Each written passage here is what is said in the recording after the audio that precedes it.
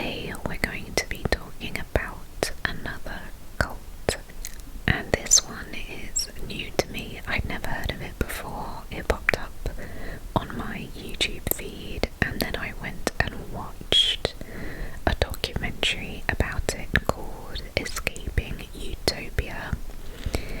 I think there are other documentaries, but it's actually quite hard to find and watch depending on where you live. I think one of them, the one I initially wanted to watch, was only available in New Zealand. So this cult is called Gloriavale, which is a community in New Zealand located on the South Island, about an hour's drive east of Greymouth. The community is roughly made up of about 600 people, including men, women and children, and it's like a big commune. They all live together, they work together, they pray together, they have their own school, and they're completely cut off from the outside world. And in the documentary there's a footage of them doing exactly that. You can see children playing together outside, and it's set in such a beautiful area of New Zealand that it doesn't look on the outside like a terrible place. They look like they're happy, they're hugging each other, having a good time in a beautiful area. However, all is not as it seems. The people of Gloriavale are constantly being lied to by their leader, Neville Cooper, who essentially brainwashes them into living the way that he dictates in order for them to be able to get into heaven. From birth, they're taught that they are the chosen people, and if they ever leave the community, that their souls are automatically damned to hell. So before we go into more details about what happens at Gloriavale, let's learn a bit about Neville Cooper and how this whole thing began. Neville was born in 1926 and grew up in Queensland, Australia, and he had very strict parents. His father was extremely hard on him, and his mother was described as mean and quite frugal. His father owned a fruit shop, and Neville left school at the age of 12 so that he could go and work in the fruit shop and help his dad. But Neville and his dad did not get along, and at 16 years old his dad kicked him out of the house, and that's pretty much all we know about Neville's childhood. When he was about 20, he joined the Air Force very briefly, and when he left, he wasn't in the best place mentally. His brother had died serving in the war, and Neville took this really hard. So when he was around 21, he moved in with his aunt to get himself back into a better place. And whilst Neville felt like he was getting better, actually he was going downhill. It was during this time living with his aunt that he experienced some sort of religious awakening. He claimed that God came to him and told him that his purpose was to preach the gospel and become a minister. I'm not really sure if Neville was religious before this, but when he had this awakening, he threw himself into the Bible and started attending church every week. And Neville really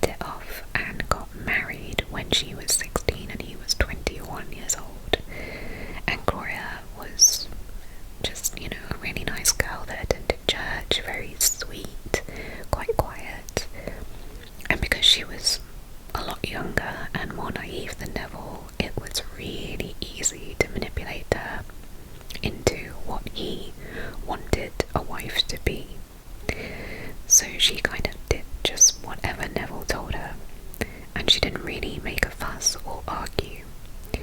And they started having kids very quickly, and they actually ended up having a total of 16 children over the course of their marriage. When Neville was 23, he decided that it was time for him to start his own church. But not just any old church, he wanted to become a travelling evangelist, which meant that Neville would be away from Gloria and the kids for long periods of time.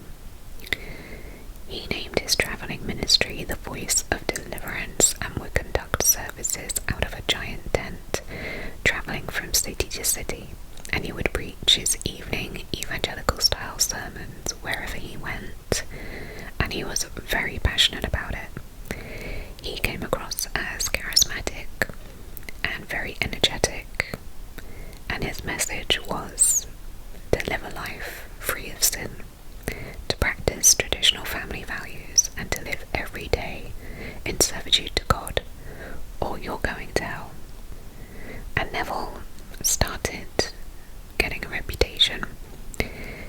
When people would see his tent pop up, they would go inside and listen to him preach for hours, and before long, he started getting invited to go on tour with other religious leaders, and he'd be gone for months at a time. And he kind of became a big name in the evangelical community. He eventually became a pilot and was able to fly himself and other preachers on missions around the country. And then on Christmas Eve 1965, something happened that made Neville feel like he was a chosen one from God, that he was special. And that was that Neville and 3 of his friends were flying just north of Brisbane when his plane experienced engine trouble and crashed, and they all survived. And this got into the media, and they were calling it a miracle, which of course Neville absolutely agreed with and leaned into hard.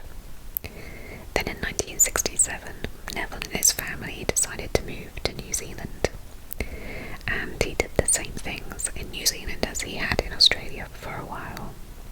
He continued moving from church to church, preaching, and then he eventually landed at the City New Life Church in Rangiora, New Zealand. I have no idea if I'm pronouncing that right. Rangiora. Anyway, but Neville really stayed very long at any church because he would fall out with the church leaders because he wanted to run things his way. And Neville felt like these other preachers just weren't as special as him. He was leagues above them in his devotion to God. And he would just go to these churches and try to take over and become the leader, which obviously annoyed the actual leaders of the church that he was at. So in 1969, after falling out with the City New Life Church, Neville finally decided to build a community of his own. And several members of the City New Life Church actually left to follow Neville because they truly believed that he could guide them on their spiritual journey and that he had a special connection with God. At first, they didn't have a physical church, so they would just hold services wherever they could in the area, and they became known as the Cooperites. And they continued like this until the 70s, when they finally found a place to settle in an area called Springbank on New Zealand's South Island, and this would be the home of his commune, which he called the Christian Church at Springbank. And Neville kind of thought that he was going to create his own version of utopia, a place where men, women and children all lived together, completely separated from the outside world, which he deemed as full of sin. All of the members would work together to sustain the community.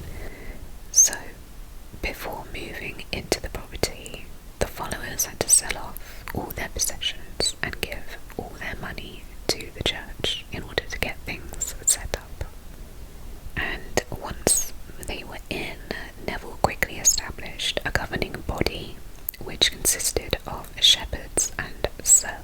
dress. So Neville was, if you imagine it like a pyramid, he was at the top of the pyramid and he was the overseeing shepherd.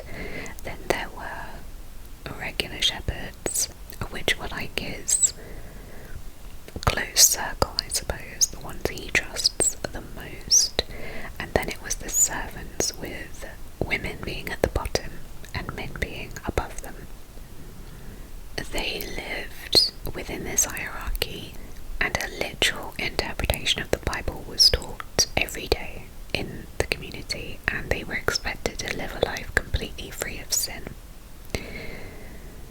And here's a quote from their website that says, "All buildings must have a solid foundation, and ours is the written word of God. We settled on the authorized King James Bible as our only text. Our intention has never been to explain what it says to suit ourselves, but to simply read it and obey it." And the people are allowed to have an opinion about it. They have to take it literally and follow it exactly. And they can't dress any way they like. Neville gave everyone a uniform. The women would wear blue dresses that were long to the floor with long sleeves and like white bonnets on their head, and the men would wear blue trousers and a blue shirt. I can't remember if they wore ties. They might have worn a tie. And shoes. And that's it. Everyone has to look the same. No makeup is allowed. You know, I imagine no things like hair straighteners or anything like that.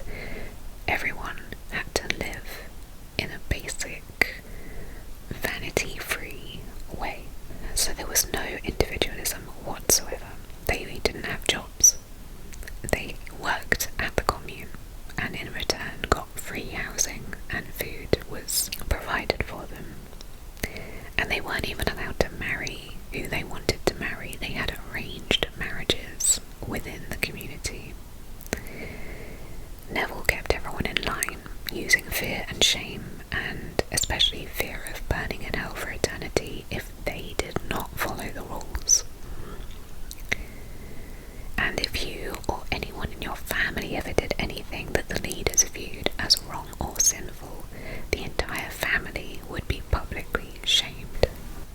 So of course everyone is constantly trying to stay in Neville's good graces, and the members would snitch on each other, including their own family members, just to be able to stay on Neville's good side.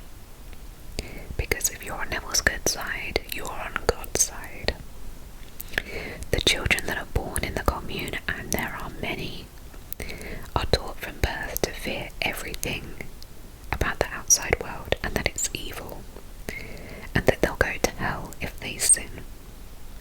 And the more severe the sin, the hotter the flames, and the deeper into hell you will go. They don't celebrate birthdays, and they don't have any holidays at all, I don't think. And the women have to be completely subservient to the men in every way. They are essentially slaves, and they actually believe that this is their role. Here is a quote from one of the women in the community just to prove this point.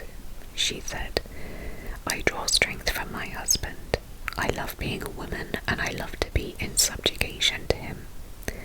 The Bible said that it's not good for man to be alone. I will make him a helpmate, and that's what I am. It makes for peace and harmony. We don't have arguments or fights. It's God's plan. It says God is the head of Christ. Christ is the head of the man, and the man is the head of the woman." So, as I said, the women had to wear these long blue dresses. They basically weren't allowed to show hardly any skin, basically just their hands and their face, and cover up their head. And the reason for the head coverings was, quote, "to show that the women are in subjugation to men and to remind them of their place within the hierarchy. Even if the children go swimming, the girls are required to keep their dresses on, and I think it's said they're about 5 when they have to start wearing the bonnet on their heads,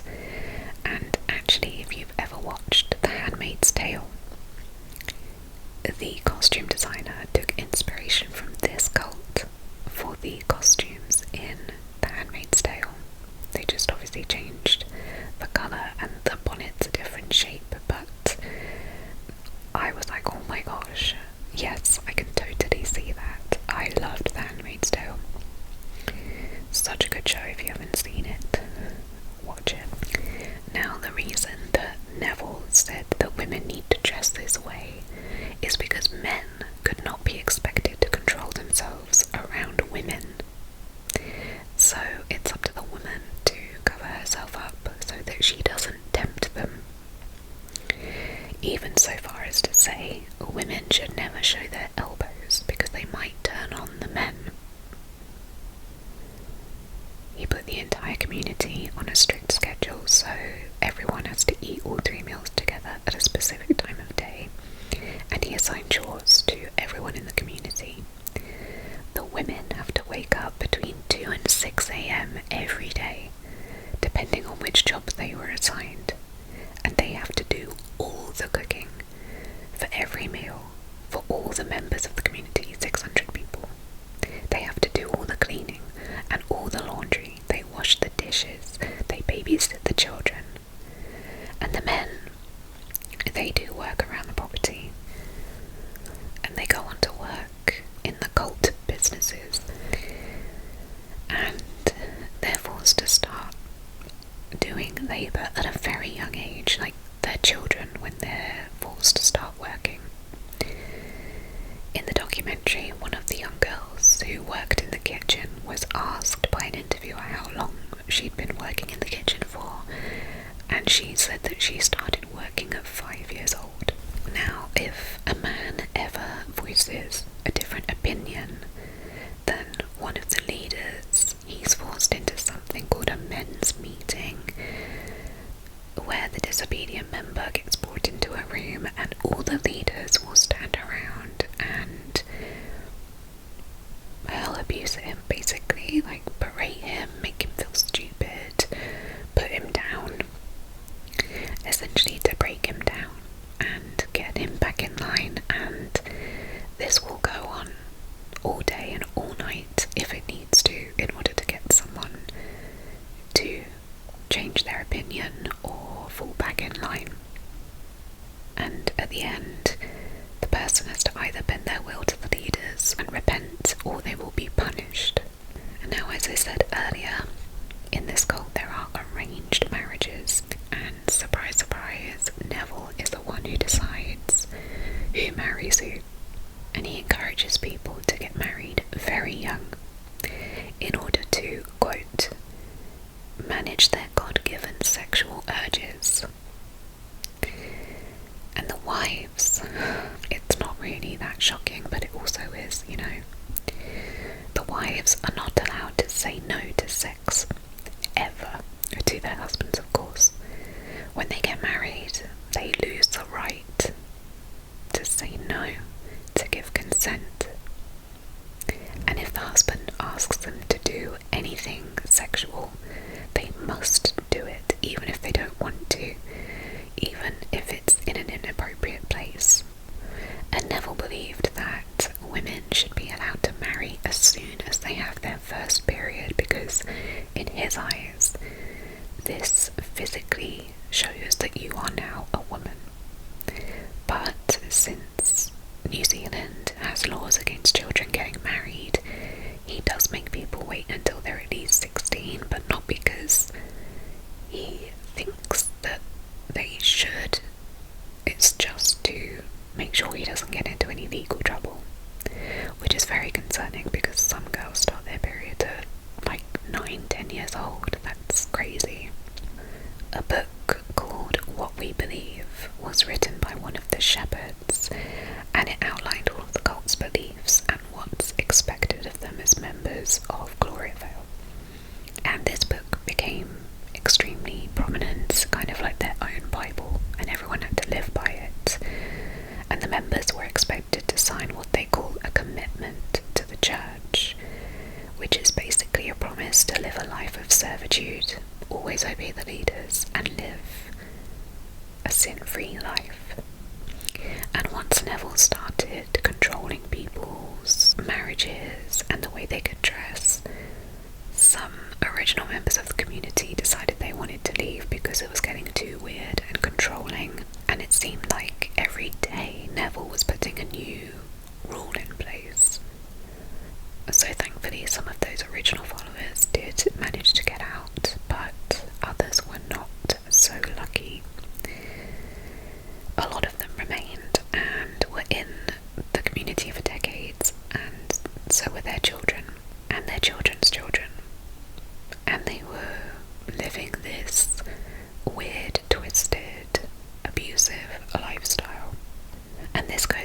Nevil's own children too, because what comes as no surprise is that he was not a very good husband or father.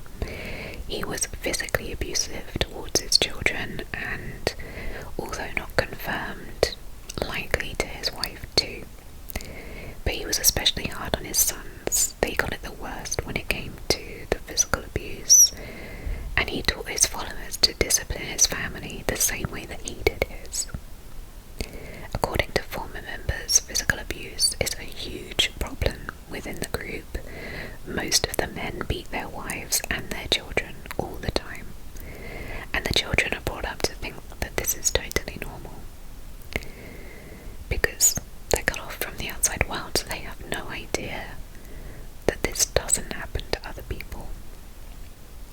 Even the teachers at the community school would beat the children if they misbehaved during lessons, so the children just lived in constant fear of being punished or beaten, as well as having the fear of going to hell, because Neville would constantly tell them that if they sin, they're going to hell, and if they ever left the group, they're also going to hell.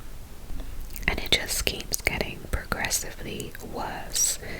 Former members have come forward with allegations of SA occurring as well. Neville wanted sex to be something that everyone knew from a very young age, and he wanted to discuss it openly, which is really weird considering he makes all the women cover up so as not to encourage sexuality, and yet now he's like wanting everyone to learn about it very young and talk about it openly all the time. And like, even the boys and girls, they're not allowed to mingle with each other. They're not allowed to talk to each other. The men and women aren't meant to converse with each other unless they're married and in a family. Very odd. And yet, he's sexualizing everything, and he's taken away any consent, to the point where, whilst the women are working and serving food to everyone during meal times, the men just touch them. They grope them as they walk past. Yeah, they'll just touch them inappropriately and try to undo their dresses. And the leaders were the worst offenders when it came to this type of abuse. And because they're doing this just out in the open at meal times, the children are around, so they're seeing this and they think that it's normal. And because they're taught that men can't control themselves around women, the women are made to feel like this is all their fault that these things happen. It must be something that they're doing to encourage this type of behaviour. And that's all bad enough as it is, but it just keeps getting worse. Neville started encouraging mothers and fathers to have sex with each other in front of their children. He wanted children to know all about sex, so that they are ready and knowledgeable for when it came time for them to get married. And people started doing this. They started having sex with each other in front of very young children, about 6 or 7 years old. That's got to be so scarring for any child. And then Neville started counselling married couples in group counselling sessions, which are what you are probably thinking. These weren't talking therapies. Oh no. He would have all the couples lay on the floor with blankets and just get it on with each other. All at the same time in the room. Everyone can see you. Oh yeah. And then this gets even weirder. He starts wanting to counsel couples privately. So he would invite young newlywed couples, and remember, they get married very young, 16 maybe. He'd invite them over to his and Gloria's for dinner, and then he would have the husbands lie down on the bed next to his wife Gloria, whilst he would undress the man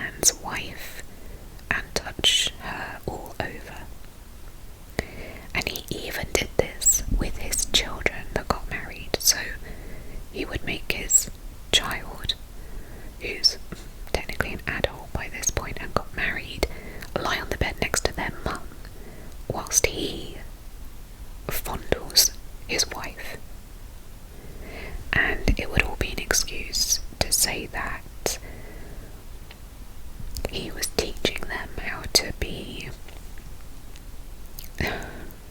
sexually active, how to please each other. So gross. His poor children.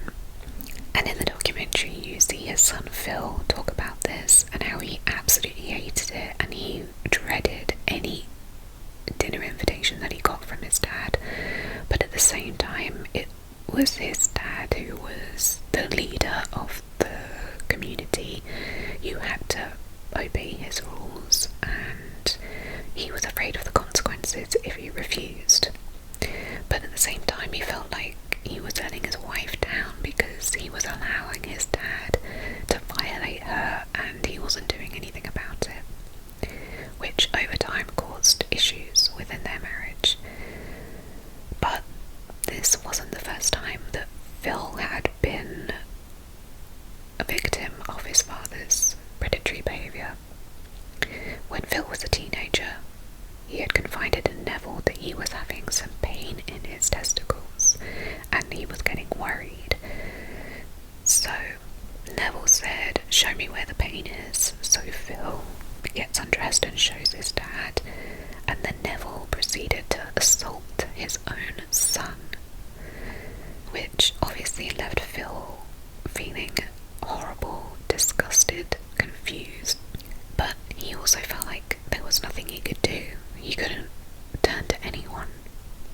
Another disgusting ritual that Neville thought up was to basically use their spa room on the property that had a pool. So Neville and all the other shepherds would go into the pool completely naked and they would have a pornographic movie playing on a projector and they would force some teenage girls to strip down and get into the pool with them. And again, Neville tried to justify all of this by saying that he was preparing the girls for marriage and teaching them what they needed to do for their future husbands. Absolutely mental. So now let's talk about the arranged marriages. So, of course, the women don't get to decide when they get married, and neither do the men really either, but the men request a wife from the leaders. So when a young man is ready to get married, he goes to one of the leaders and says, "I'm ready to get married." And then the leaders will go and pray together to speak to God and find out who his perfect mate is, and they will choose his wife for him. And here is a quote from one of the couples in the documentary that says, "All the marriages here are lasting. We don't have any divorce, no split marriages, because God's will is perfect. He'll put you with someone that's just perfect for you." And here's another quote from a woman in the community. "We don't have our eye on the young men. We walk, meekly and quietly and just doing our thing, trusting in the Lord. That's our business. Trust in the Lord, and the Lord will work out the rest." And the leaders keep a list of all the different bloodlines in the cult so that there isn't any incest or inbreeding happening. And they try to find a girl who's within the same sort of age range as the guy. And as I said, the leaders will then announce who God has chosen to be this man's wife. And most of the time, the couple don't even know each other because they've never spoken to one another, because speaking to one another is not encouraged at all. So then the man goes to that woman that the leaders have said, says that he wants her hand in marriage, and then she goes away to pray about it and come back with her answer. But this is all just like a play because women can't say no.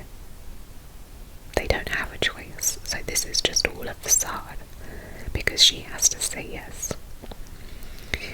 An announcement is then made to the rest of the community that they are engaged, and now that they're allowed to stand next to each other and talk to each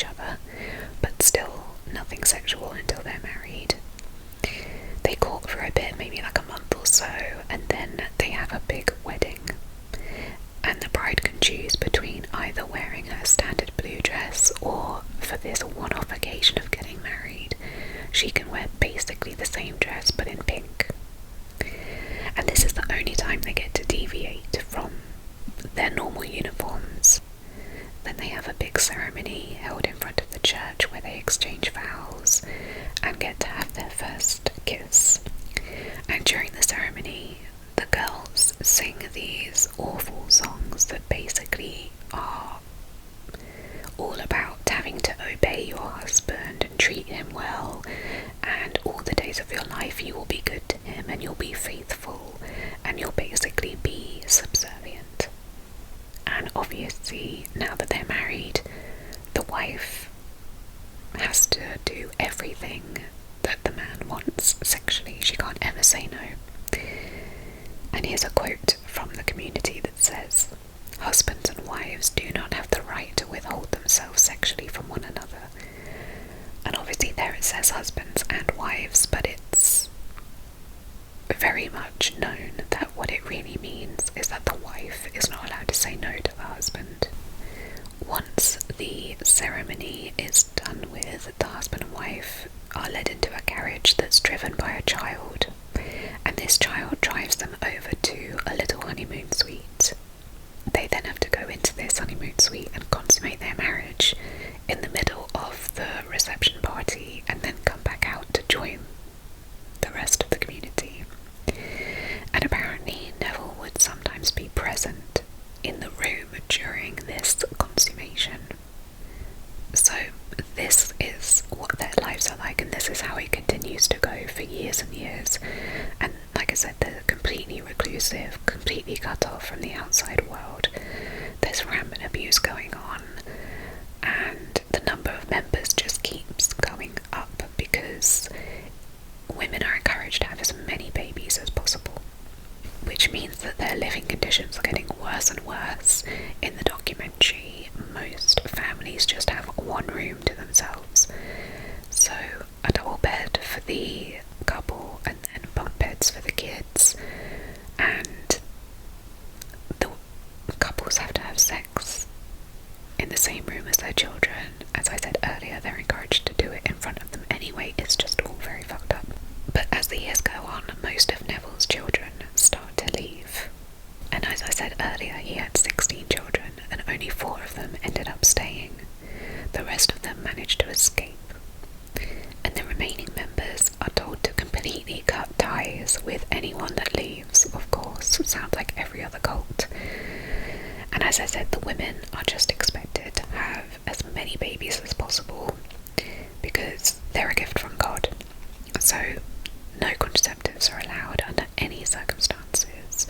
And if a woman has a medical issue where she has to go and see a doctor, and she is advised by that doctor not to have any more children because it could be life-threatening for her or the baby, Neville Cooper would make that woman write a letter to her doctor informing them that she still planned to continue having babies.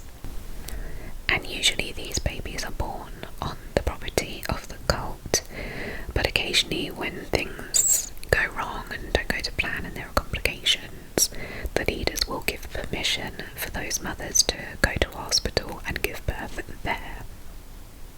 But unfortunately, as we all know, sometimes complications mean stillbirths or babies not surviving for very long after birth. And if that happens, the woman is just brought straight back to the cult and she does not get any support. She's just expected to go right back to work. She doesn't get any time to grieve or recuperate. Not only that, but she's made to believe that it's her fault that the baby died because she didn't put enough faith in God and he must be punishing her. And the community basically act as if there was never any baby at all. It's just forgotten about and the woman has to get back to her duties. A book written by a former member, Theo Pratt, says that her mother and father were both pretty young when they joined the cult and had an arranged marriage, of course, and they ended up having 9 children. However, sadly, one of the children was stillborn.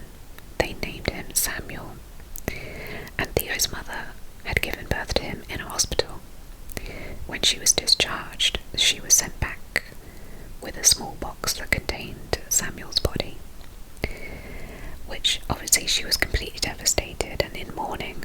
She'd just lost her child, but she wasn't given any time to grieve. The leaders showed up in her room and she was understandably distraught and laying in bed, but they had no sympathy for her. They didn't come to check on her, they came to take Samuel's body away from her. And when she asked where they were taking him, they wouldn't even tell her. They didn't have a funeral or a proper burial. They just took Samuel and didn't tell her where he went. She never knew what happened to him. Just awful. Apparently the leaders have all the stillborn babies buried separately in an overgrown, forgotten portion of the property. They're not buried with the rest of the members. And Theo's mum was made to believe that she had done something to anger God and that Samuel had died because of her. And after Samuel was taken away, she was forced straight back to work. She was expected to pick herself up, dust herself off, turn off her grief and get back to it. In the early 90s, with the group constantly expanding, Neville made the decision to move the cult to an even more isolated area of New Zealand. He purchased a giant plot of land on the west coast of New Zealand's South Island, about an hour's drive east of Greymouth. Neville had a few large hostels built on the property to house all the members, meaning that several families lived together in each hostel. And as I said, very tight living quarters, all in basically one room. Right before they moved to the new location, Neville's wife Gloria passed away from a brain tumour. And it was in her honour that Neville named their community Gloriavale Christian Community. Neville went on to have 2 more wives after Gloria passed away. His first wife died not too long after they got married because she was older and in her 80s, but his third wife, Ruth, was only 17 years old and Neville was in his 60s. And they would go on to have 5 children together. And it was also around this time that Neville decided to change everyone's names. He would give them all new names that he felt were more Christian and had something meaningful. So his name changed from Neville to Hopeful Christian. Examples of other names within the community are Willing Disciple, Steadfast Joy, Faithful Pilgrim, and on and on. And one of the little girls in the cult was actually named Submissive. And Gloriavale is worth a lot of money. They have their hands in several very profitable businesses. They own a massive dairy farm. They own planes that provide short flights around New Zealand. And they have a deer processing business. And all of their businesses together bring in millions of dollars a year. But all of this just goes back to Neville and whatever he wants to spend the money on. No one in the cult ever receives money for the work that they do. Absolutely nothing. Now, of course, Neville claims that they do get paid because they live on the commune where they don't have to pay for food, for healthcare, for rent, but they don't live in very good conditions and are constantly working to the bone. When your babies are born, all your expenses are going to be paid, medical expenses paid, but if you leave, you have nothing to your name.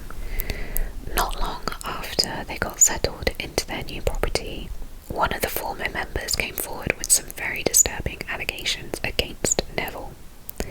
Her name was Yvette Olsen, and she'd been a member of the Springbank property in the 80s, and she'd managed to escape. Years later, she very courageously went to the police to report that she'd been sexually abused by Neville Cooper. She said that in the 80s, when she was 16, she had developed what she called a secret friendship with a 14-year-old boy named Tim. She and Tim ended up running away from Springbank together, but they were eventually tracked down and dragged right back to the community. Neville then forced them to get married in a secret ceremony. 16 and 14 years old. He didn't allow them to live together first, for the first 2 years, they lived with their parents, and during these 2 years, Neville just completely tried to destroy Yvette's self-esteem. He would constantly force her to call herself degrading names like a harlot, and she would be made to constantly beg Neville for forgiveness for escaping. Then, 2 years later, Neville decided that Yvette and Tim had to go through marriage counselling before they could actually be together.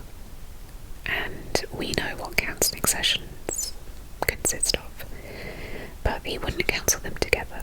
He'd do it separately, and this is when he started abusing Yvette. He would force her to lay down on a bed and would take a long wooden object soaked in oil and assault her with it. He told her that he was trying to loosen up her muscles, and he told her that he measured Tim's genitals to make sure that the wooden object was just the right size for her. And this went on for 3 days. And if Yvette even tried to get up whilst he was doing this, he'd just push her back down on the bed. He told her that she had to let this happen, or he would make it that her and Tim cannot be together. Years later, Yvette ended up escaping with Tim and their children, and she made the decision to go to the police after her niece confided in her that she had been assaulted multiple times by a man at Gloriavale when she was a child. And finding out what her niece had been through gave the push that Yvette needed to tell her story, to try and hopefully find some justice and try to make some change happen at Gloriavale. But that didn't really happen. Police did raid Gloriavale in 1994 and Neville was arrested. He claimed that he had just simply given Yvette the wooden object to use on herself as therapy, but 4 other victims came forward with allegations as well. And even Neville's son ended up testifying against his father and told the court all about the sexual abuse that he'd suffered at the hands of his dad. And in the end, Neville was convicted of 10 counts of indecent assault and sentenced to 6 years in prison. But Neville appealed, and he was granted a new trial, and this time he was only found guilty of 3 of those charges and was sentenced to 5 years.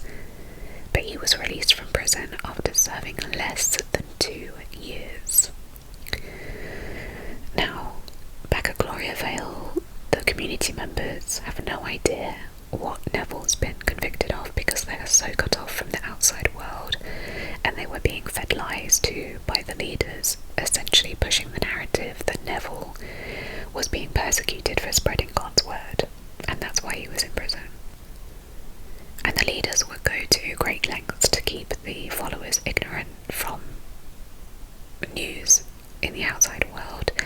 The cult would get loads of old newspapers from town, but they would use those newspapers to start fires in the kitchen, and they would also go through and cut out specific articles that they didn't want the community members to read. And even whilst Neville was in prison, he continued to send orders from behind bars. And when he was released, he just went straight back to Gloriavale, and now he looked like even more of a hero because they all thought that he'd gone to jail because he was a good Christian and he was being persecuted. But the legal troubles didn't end there, because over the years Gloriavale has been in and out of the news with allegations ranging from slave labour to sexual assault, and there have also been some questionable deaths that have happened in Gloriavale. In 2015, Gloriavale made headlines after one of the members tragically passed away. In June of 2015, a young girl died in what they call an isolation room. Each property has an isolation room which would serve as a quarantine space for people who get sick. And a 14-year-old girl named Prayer Reddy had come down with an illness and been sent to the isolation room. That evening, her dinner was delivered to her. And Prayer had Down syndrome, and so she struggled with feeding herself, so she needed someone to help cut up her food into bite-sized pieces and make it manageable for her. And Prayer's mother Sharon was in the isolation room with her at the time, but she was eating up her own dinner in the microwave and had her back turned to Brer. So she didn't notice that Brer's food wasn't cut up properly, and before Sharon knew it, Brer began choking on a piece of meat. And not knowing what to do, Sharon just panicked. There was one other adult in the room at the time, and this person did try to help dislodge the food from Brer's throat, but he was unsuccessful. And so they needed to go out and get help, but there was one problem. They were trapped in this room because the door handles had been disabled, so they couldn't get out. That's what they did with isolation rooms. They made it so you couldn't leave until someone let you out. Eventually someone climbed out of a window and started yelling for help, and whilst this person went to get help, Sharon just stood there panicking and helplessly watched her child die. Because sadly, by the time help arrived, it was too late. Brer had lost her life, and Sharon was absolutely devastated. Brer was her youngest child and was her pride and joy. They were super close. Apparently the cult tried to cover up Brer's death for a while. They got a suppression order from the courts, but eventually that was lifted and people wanted answers, and news stations started covering it, which really pissed Neville off. Neville hated the media, and he was always demonising the media to the community, blaming the media for reporting and asking questions on things that he didn't want to speak about. An inquest into Brer's death was conducted, and it was ultimately ruled that the fact that the door handles had been disabled played no part in Brer's death because they had access to a window. So Gloriavale had no fault in Brer's death, and they just wanted to move on and forget about it. And Neville said to Brer's father, Clem Reddy, right after he buried his daughter, that at least now Brer was dead, she wouldn't be molested by the other church members. He said that to a grieving father.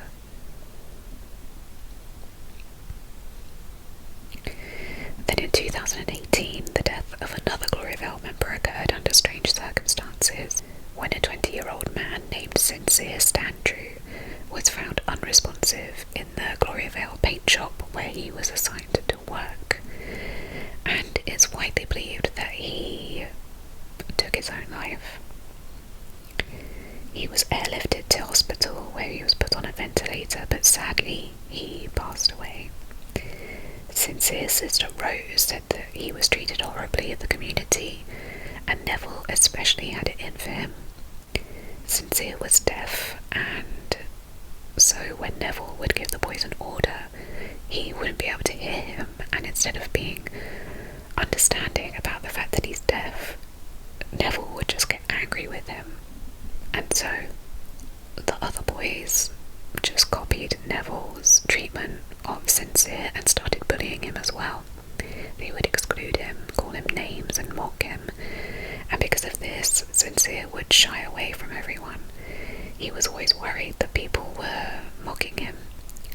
Rose described her brother as very smart, loving and kind, but as he got older and had to deal with bullying more and more, he started to lash out. His temper would flare from time to time, and he could be impulsive. So, in an attempt to control his impulsiveness, Sincere started walking around with his hands in his pockets, but that's actually against Gloriavale rules. Apparently, Neville didn't want boys putting hands in their pockets, so Sincere would get into even more trouble because of this, and his mother ended up sewing the pockets shut. But the bullying kept getting worse, and he would be harassed by other boys in the bathroom. They would lock him inside of the stalls, and he would be picked on by teachers as well in front of all the other students, and he was made fun of for his hearing aids. Some Christian community this is. So he would take them out, but then obviously he'd get into even more trouble because he couldn't hear anything. And he also told his sister Rose that his boss at the paint shop had beaten him with a pipe.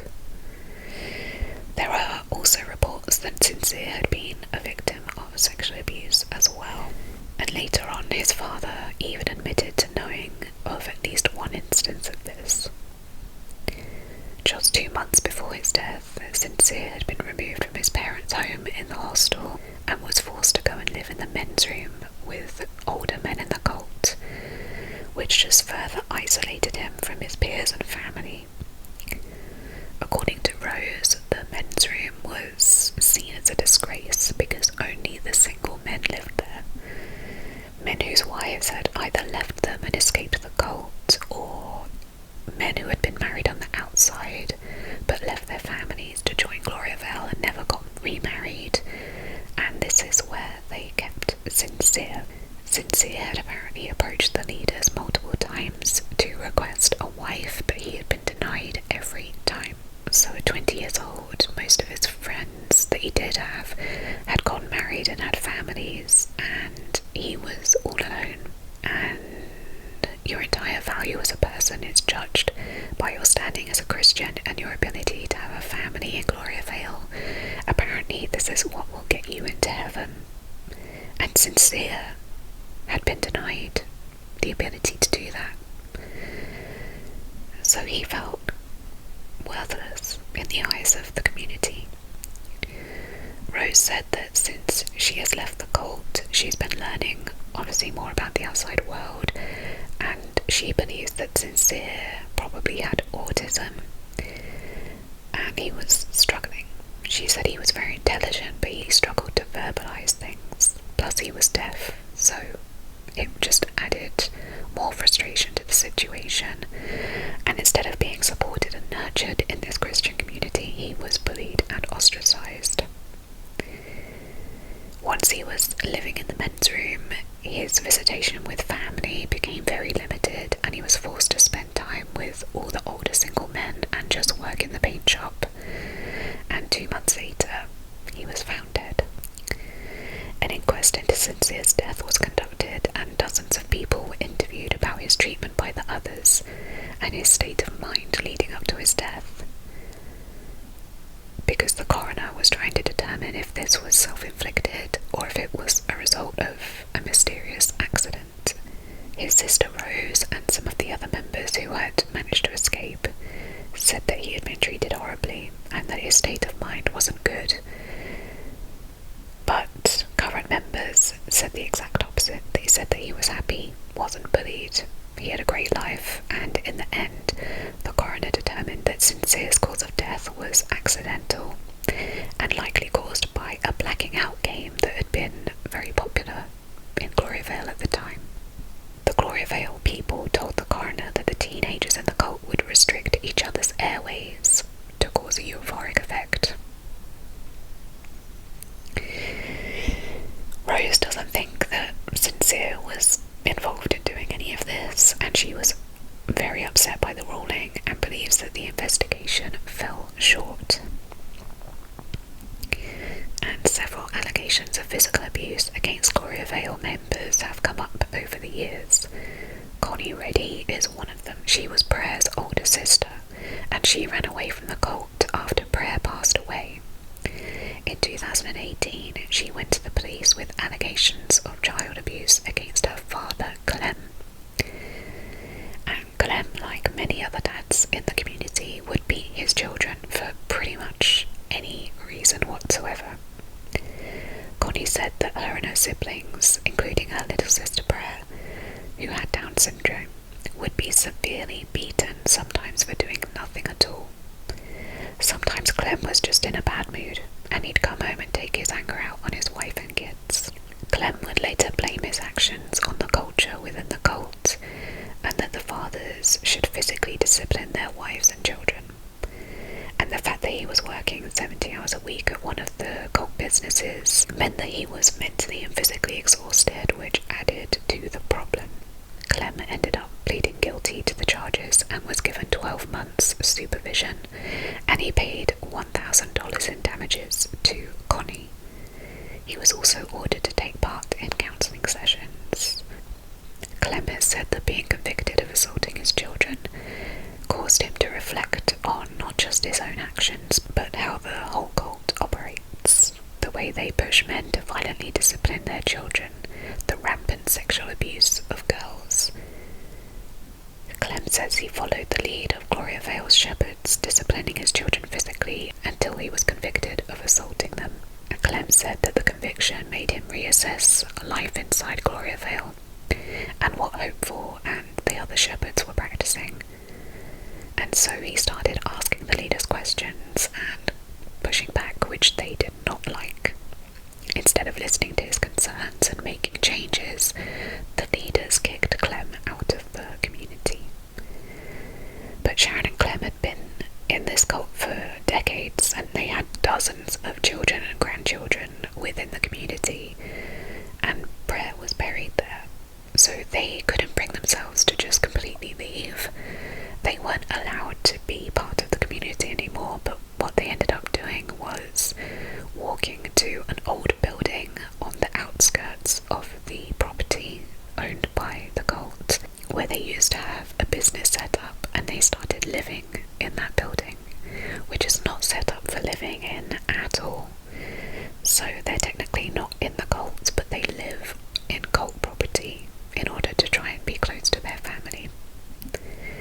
Clem and Sharon both later testified against Gloriavale leadership in a multi-million-dollar court case in 2022, after former members came forward in 2017 and 2020 about the forced labour within the cult. 2 investigations by government agencies were conducted, and the Labour Inspectorate on both occasions came to the conclusion that there's no employment relationship that exists within Gloriavale as defined by New Zealand employment law, and that these people are actually volunteers. Even after hearing reports of children as young as 5 working long hours. But 2 multi-million-dollar lawsuits were brought against Gloriavale in 2022 and again in 2023, because some of the former members were pushing to get someone to acknowledge the fact that they were not volunteers and that they were born into slave labour. They felt like they had been born to be kept in a lifetime of servitude, and they were made to work their lives away for no pay, whilst millions were going into the leaders' bank accounts. The church argued that the members are not employees but volunteers, and they claim that these former members had made a choice to work their lives away for the Lord, that they even signed a commitment. But, as the women pointed out, they were born into the cult. They never joined freely, and they had been brainwashed since birth that they had to sign this commitment or they would go to hell. They were groomed from birth that they'll be married as soon as they're able to, provide unlimited sex to their husbands, become pregnant as many times as possible, and force their children to start working as young as possible. Thankfully, the court agreed with these former members, saying, "These people are not volunteers. They were in fact employees, and I think it's safe to say that Gloriavale owes these people a lot of money in back pay." And this was a major win for the victims, and it showcased the serious issue of forced labour that had been happening since the 60s. In 2018, Neville Cooper died of cancer at the age of 92, but unfortunately the cult still exists, and since his passing, there have been so many more allegations of sexual abuse brought out against people within the cult. In 2022, 43-year-old Joseph Hope was charged with assaulting a girl under the age of 12. The victim said that Joseph would hold her down and simulate sex, and that he groped her several times. And at least one of the assaults happened while his wife and children were in the room. He pleaded guilty to 1 charge of sexual violation and 3 charges of indecent assault, and was sentenced to 2 years in prison. 2 years, is that it? Also in 2022, 41-year-old Timothy Disciple pleaded guilty to assaulting a 12-year-old. In 2005, he also confessed that he had done similar things to 2 other young victims over the years, and in total he pleaded guilty to 7 charges. He was initially sentenced to 2 years and 5 months, but it was reduced down to only 21 months. Between 2004 and 2018, fervent Ben Canaan would sneak into young girls' beds at night and violate them while they were sleeping. He would abuse them while they were babysitting other young kids in the community, and he pleaded guilty to 8 counts and was sentenced to 4.5 years in prison. But perhaps one of the worst offenders since Neville was Jonathan Benjamin. Between the years of 1986 and 2014, he repeatedly abused multiple children. His victims said that the abuse would take place during community movie nights, in bedrooms, in the communal kitchen, in the shower, and during choir practice. And he was even allowed to babysit the children, and he would abuse them whilst he was. One of the girls was only 5 years old. 20 different charges were brought against him across multiple victims, and in 2024 he was sentenced to 11 years and 10 months in prison. And if leaders in the community ever found out about any assault happening, all they would do is make the offender do a public apology, and then sometimes make them stay separate for the community for a short time, and that's it. In 2018, after Neville Cooper's death, Howard Temple took over as overseeing shepherd. He joined the cult just as it was getting off the ground, and he had been a United States Navy engineer before living at Gloriavale. In July of 2025, Howard Temple pleaded guilty to 5 charges of indecent assault, 5 of doing an indecent act, and 2 of common assault against both women and children. Supposedly, the police are still investigating Gloriavale to this day. They're looking more into the allegations of slavery. It's hard to know just how many victims and predators have been in Gloriavale over the years. On the Gloriavale Leave a Support Trust website, it says, as of 2024, police have identified more than 138 victims of sexual and physical abuse, and more than 400 crimes committed, with 14 men being charged by 2023 and 18 currently under investigation. So now that Howard Temple is in prison, a new man has taken over as leader of the cult, who is 48-year-old Stephen Standfast, and he claims that he's bringing real change into the community. Now, unfortunately, New Zealand is not the only place where Gloriavale exists. Before Neville passed away, he decided that he wanted to establish a sister commune in India. He brought a boy named Faithful Stronghold over from India to New Zealand so that he could learn the ins and outs of how Gloriavale operates, so that he could set up another commune in India. Then, when he was ready, he got sent back with 5 Gloriavale girls to India for the sole purpose of starting another commune. So that sect is also up and running. Former member Theo, who I mentioned earlier, her sister Precious was among one of the girls that got sent to India, and Theo completely lost contact with her years ago. During the documentary, Theo and another former member travelled to India unannounced to see if they could find her sister and to check what was going on there. And when they got there, it wasn't good. The people were living in not very good conditions at all. There wasn't even a door on the bathroom. It was just very run down. They did find Theo's sister, but she seemed very depressed. Theo remembers her sister as being very bubbly and the most joyous one out of all her siblings, and yet she seemed like a shell of her former self. She had multiple children, but again, they weren't living in very good conditions. Precious did not have her passport to hand when asked where it was. She didn't know where it was, and the babies didn't have birth certificates.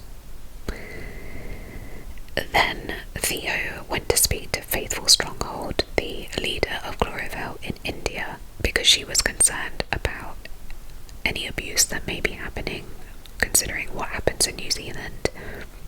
And he said, this is a quote from him, "What is grape? Graping is what happens from one side. Indian men are very forceful around women. It's part of the culture, and there's a lot of Indian men that will force themselves onto a lot of women because of a shortage of ladies." Theo has begun fighting legal battles to hopefully get Precious and her nieces and nephews out of the cult, but that's a very slow process.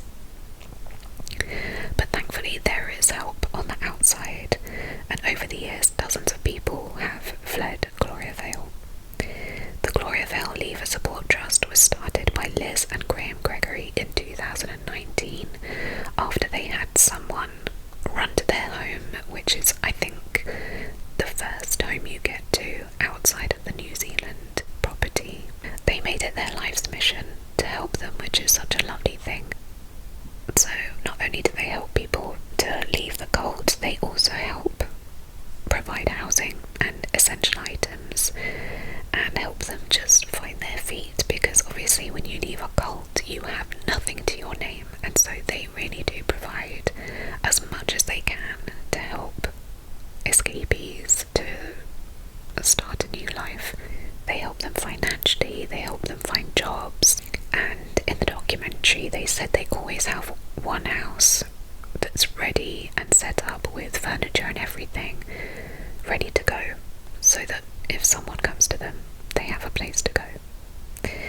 And the trust has grown over the years. Even former members have joined and help people escape. Judy Christian, who was a former member and escaped in 2016, is part of the trust, as well as Elijah and Rosanna Overcomer, who left in 2013 with their children after Elijah questioned the leadership when he learned that Neville Cooper had been convicted of sexual assault in the 90s. And since then they've been helping multiple people leave and find their feet, including Rosanna's sister Pearl and her husband Paul when they finally left Gloriavale in 2021. Pearl was also one of the former members that was involved in the employment lawsuit against the cult. Over the years, it's estimated that at least 300 people have left Gloriavale, but there are still roughly around 600 people remaining, half of that being children. And we know that children are not safe in Gloriavale. I just hope that legal proceedings continue and more is done to try and dismantle Gloriavale as a whole. I hope so. I hope you enjoyed